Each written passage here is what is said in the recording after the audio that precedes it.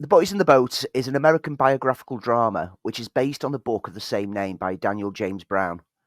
It tells the story of the rowing team from Washington State University who went on to represent the United States in the 1936 Olympic Games held in Berlin, focusing primarily on Joe Rance, one of the working class students of the team who had abandonment issues through his family problems. It's one of those inspirational true stories about achieving your dreams, and despite playing a little too safe with the story, it does get the job done in delivering an enticing enough and heartwarming journey. In the more than capable hands of George Clooney, who directs here in a rather old school manner to suit the period, the film gets some wonderful performances from the central cast, and it manages to do what I didn't think was possible. It makes rowing look thrilling.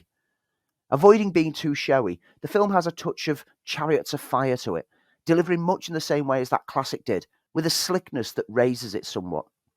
With beautiful shots of the university, almost nail-biting moments on the water, and period-accurate representations of the Olympic arenas, Clooney, alongside cinematographer Martin Rue, who worked on Midnight Sky and Tender Bar with Clooney, certainly deliver on the visual style. Alexander Desplat's score complements the affair, even if it doesn't really lend any standout themes that remain with you afterwards.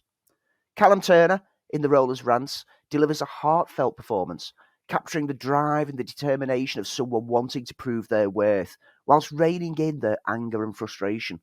Joel Edgerton, as the coach of the team, Al Ulbrichtson, maintains a stern, yet a welcoming and sometimes gentle presence as he pushes to make his team go from being seen as underdogs to getting the recognition that they deserve, despite the class divide that makes the sport favour the more wealthy school teams. There's a wonderful turn by Peter Guinness as George Yeomans Pocock, who, between designing the boats for the team, takes time to offer some sagely advice to Rance.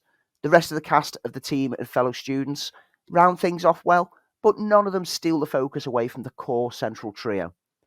It's predictable and maybe a little too safe, but it's still a lovely reminder that sometimes films can be simple and captivate, especially when the inspirational tale is drawn from real life.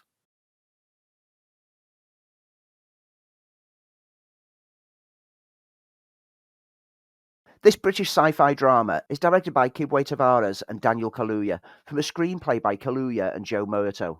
And it's a pretty solid calling card for the first-time directors, showcasing a strong flair and depth of story, even if it doesn't quite reach its potential overall.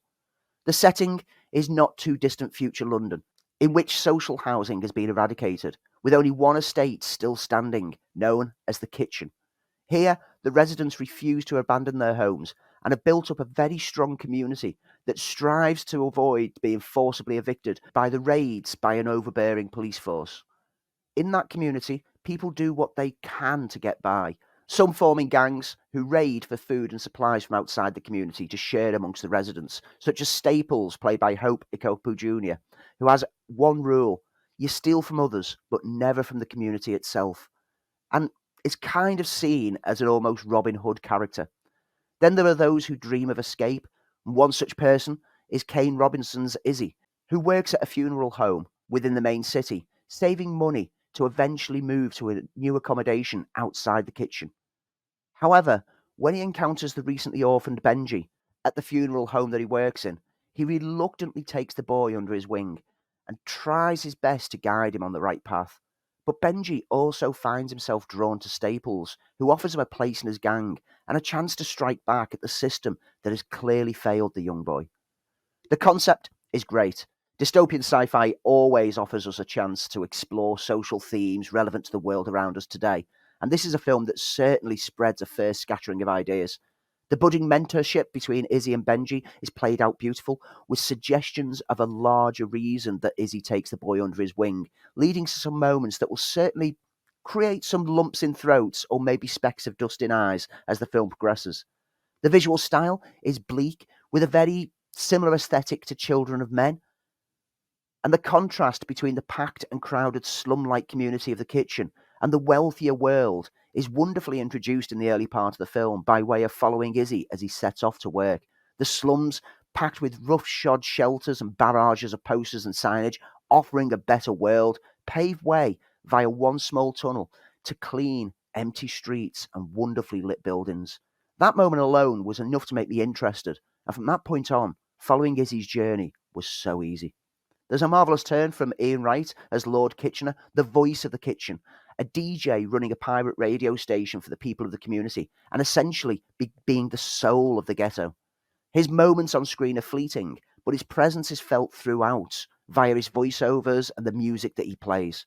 The true sense of community is given extra weight during the brutal police raids, where neighbours warn each other of the incoming forces and then all strive to get indoors and into safety, sometimes offering shelter to the others at the same time. This is a film that makes great use of the limited budget to deliver a strikingly political and socially aware story, tackling maybe one too many themes and messages to fit successfully into just one film, but it certainly delivers in the core tale of two lost souls finding what the community around them really means and connecting on a more personal level. Wonderful cast, heartfelt moments, and visually superb storytelling make this certainly worth a watch.